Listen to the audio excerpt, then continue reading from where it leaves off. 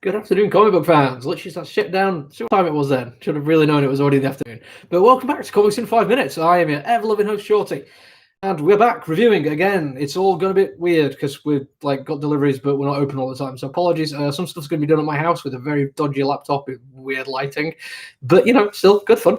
Today, though, a girl walks alone at night. Walks home alone at night. It's an odd title. I keep wanting to put extra words. I'll take extra words out of there. A Girl Walks Home Alone at Night is what it's called.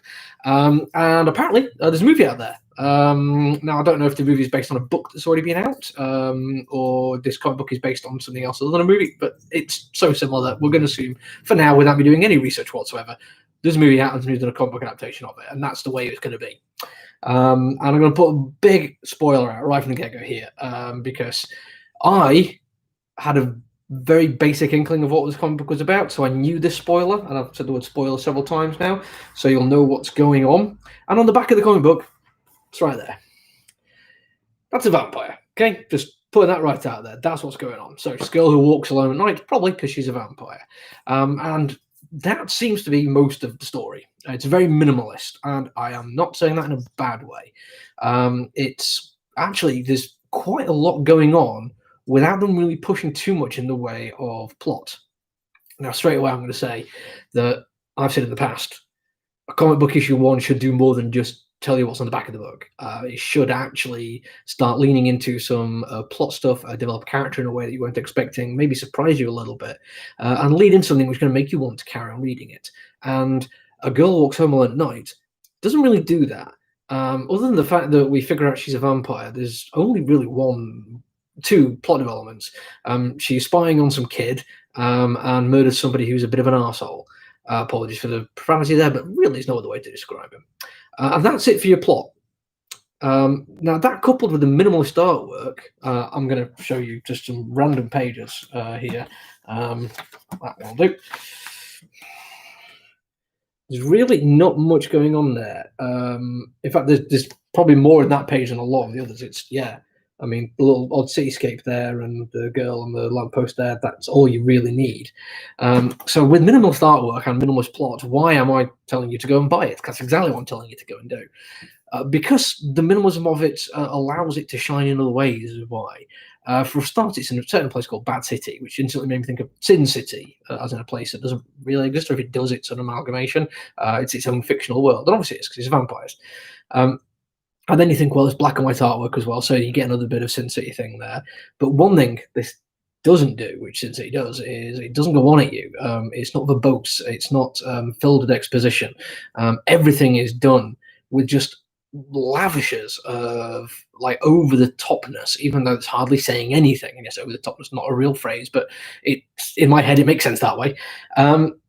It's just telling you just little bits and pieces about who she is and the fact that, well, without really obviously saying she's a vampire, it tells you that she seeks life and she's aware that people have secrets and what these secrets mean and how they make us other. And that's very much obviously a bit of a metaphor for what she's going through, but deals with everyone as well, which makes it a bit more personable as well, even though we're dealing with this unknown vampire character. We don't know her background. We don't know what happened to her to make her a vampire. We don't know if there's any other vampires. We don't know if she's fully going in for the Stoker-esque weaknesses and strengths, or any combination thereof. We just get this sense of darkness and foreboding, and that nothing is right, but she's not going to allow that to mean that everything is wrong. And I know it sounds like I'm reading a lot more into that, but honestly, that's one of the reasons I love comic books. You can get a lot from the fact that it's an art form, which allows you to to interpret things in your own way. You can see a piece of artwork, and in your head, that means something to you which might not to somebody else. So I take from it that she still likes cats and butterflies, and even though she clearly at one point looked like she might be eating a small child, she saves that hunger for doing some good, because although she craves life and feeds off life, she also wants life to carry on, which is a bit of a twist on the usual vampire thing where it's power. Because don't get me wrong, as somebody who reads quite a lot of vampire fiction, there's absorbs quite a lot of vampire fiction. There's quite a lot of stuff you can say about power struggles and class and aristocracy with regard to vampires. When it doesn't go that way, it's always nice and it's interesting. And I'd like to see where this one goes. Before we leave, I'm going to show you my favourite bit of artwork from it. I deliberately saved this until right at the end because it is that true minimalist style and sets it up absolutely perfectly for what else happens. So much going on there with so little actual work being done on the page, and I got to admire that.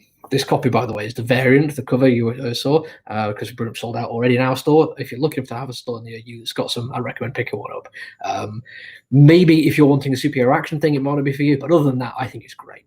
And that's it for me. I'm going to be back tomorrow because I've got more work to do in the shop, and I've got a whole bunch of stuff to review. So take it easy. Bye.